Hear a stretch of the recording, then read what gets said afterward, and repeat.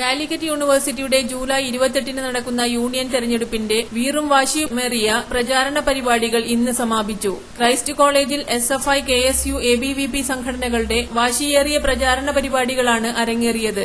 Christ കോളേജിന്റെ ചരിത്രത്തിലാദ്യമായി SFI പാനലിൽ ഒരു പെൺകുട്ടി ഹരിത VA ചെയർമാൻ പോസ്റ്റിലേക്ക് മത്സരിക്കുന്നു എന്ന പ്രത്യേകത കൂടി ഈ തെരഞ്ഞെടുപ്പിനുണ്ട്.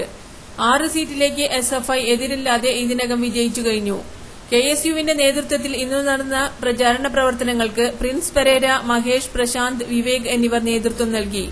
കൃഷ്ണപ്രസാദ്, അലക്സ്, ഹരിത, ജക്സി, അനീഷ് എന്നിവർ SFI പ്രവർത്തനങ്ങൾക്ക് നേതൃത്വം നൽകി.